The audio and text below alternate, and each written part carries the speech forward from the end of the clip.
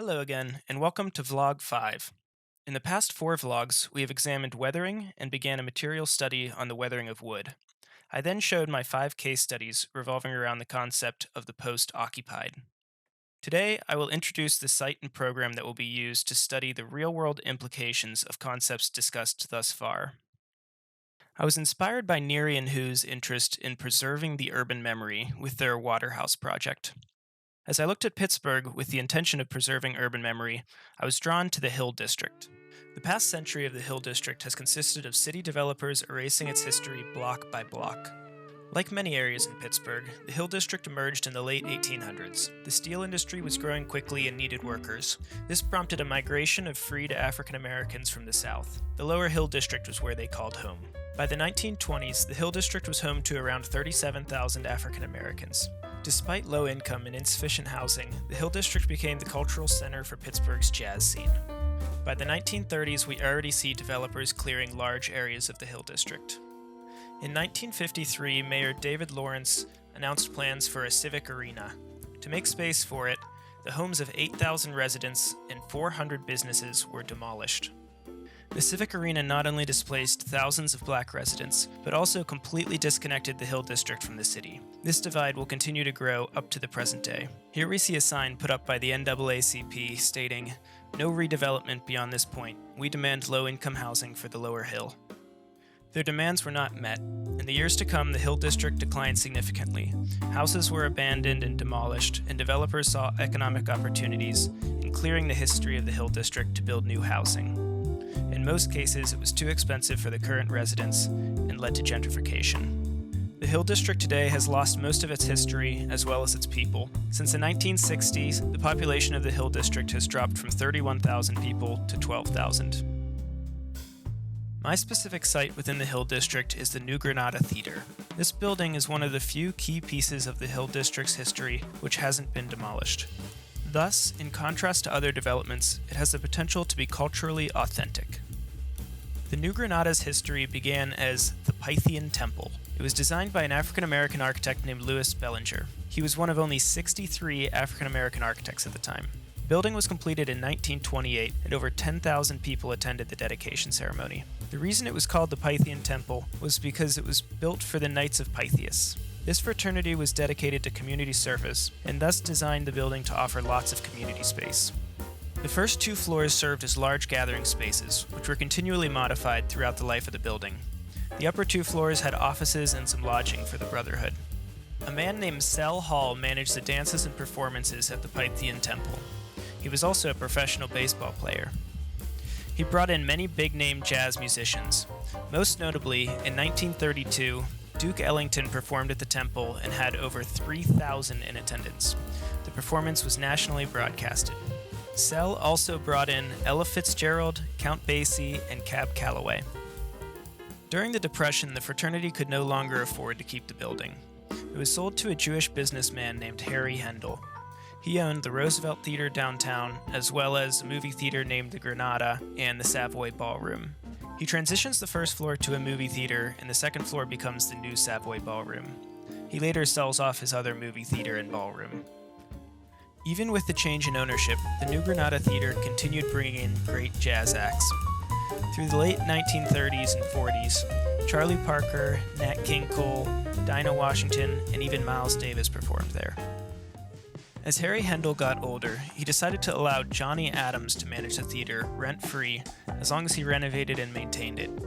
He refinished the floors and fixed the seats, and also brought in great music acts. At this time, R&B and soul were in, so Johnny brought in James Brown, Ike and Tina Turner, the OJs, and Bobby Blue Bland. Eventually, Harry Hendel wanted rent again, and Johnny could no longer afford to bring in acts. The movie theater closed in 1965, and soon after, they stopped having performances. The office space continued being used for community groups, and the ballroom ended up being used to store cars. By the end of the 70s, the building was abandoned. Without proper maintenance, the roof collapsed and the interiors were exposed to the elements for the decades to come. In 1990, the Hill CDC purchased the building with a loan from the Pittsburgh History and Landmarks Foundation. However, it still went another 18 years without significant maintenance. In 2007, it was added to the list of historic landmarks by PHLF. In 2008, they ran a fundraising campaign and were able to repair the roof and damaged masonry. However, the building is still an empty shell. The new Granada Theater is between Center and Wiley Ave. I went to visit the site last week and got into a conversation with some jitney drivers on Aaron Street next to the site. I had never heard of what a jitney was, so they taught me. Jitney drivers are, in essence, unregulated taxis. They started almost a century ago and became common in black neighborhoods due to the difficulty of getting a taxi as an African American. So they park along the street and hang out on the sidewalk, and people come by and get rides places. It was interesting to see that even in the days of Uber, people still choose to keep the jitney system alive. They told me about two other important historical buildings in the area. First, Crawford Grill, which is actually Crawford Grill number 2. The Crawford Grill, like the Granada Theater, was central in the Pittsburgh jazz scene. The second building was August Wilson's house. Together, these three decrepit buildings help tell the story of the Hill District's rich cultural history. If you haven't heard of August Wilson, he's a playwright from the Hill District. A key defining aspect of Wilson's work is that he always chooses to set his plays in the past. He lived through many of the struggles of the Hill District and wanted to make sure that story was told. He uses his plays to elevate the lives of flawed and seemingly undesirable characters to a level of beauty and nobility. He realized the power of a story. Rather than simply making fun, light-hearted plays, he dives into the gritty, down-to-earth struggles of the real world, especially in regard to the history of the Black experience in America. Actor Denzel Washington produced, directed, and starred in a film adaptation of Wilson's Fences. He then went on to fundraise to invest into the restoration of August Wilson's childhood home. Black celebrities such as Oprah, Tyler Perry, and Spike Lee have donated to the cause. August Wilson did not want his home to become a museum. He valued the past and the memory of a place, but insisted that any restoration to his home be useful. Once completed, his house will become a home for the Hill arts community. Unfortunately, the Granada Theater and Crawford Grill have not had such investments. This semester, I will be investigating how to reactivate these buildings to keep the history of the Hill District alive, but also to keep these spaces useful. As for my intervention, first and foremost, the Hill District should once again be Pittsburgh's jazz capital. This is in the best interest of the jazz musicians who want to be a part of the history of jazz. They want to play where the greats played.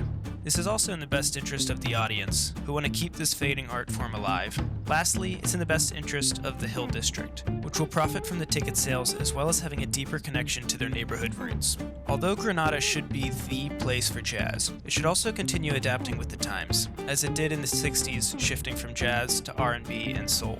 Today, this could take the form of rap and hip-hop. Regardless of the specific genre, this space should continue to showcase Black music. It must fight to stay relevant. Nostalgia is good, but this place will not succeed on jazz alone. Next, this building should be tightly connected to the Crawford Grill and the August Wilson home. The connection to the Crawford Grill could be one of scale. Larger performances could happen at the Granada, while more intimate local performances could happen at the Crawford Grill. In relation to the August Wilson home, the Granada Theater could host August Wilson plays. Once again, what other place would you want to watch an August Wilson play than in the middle of the Hill District?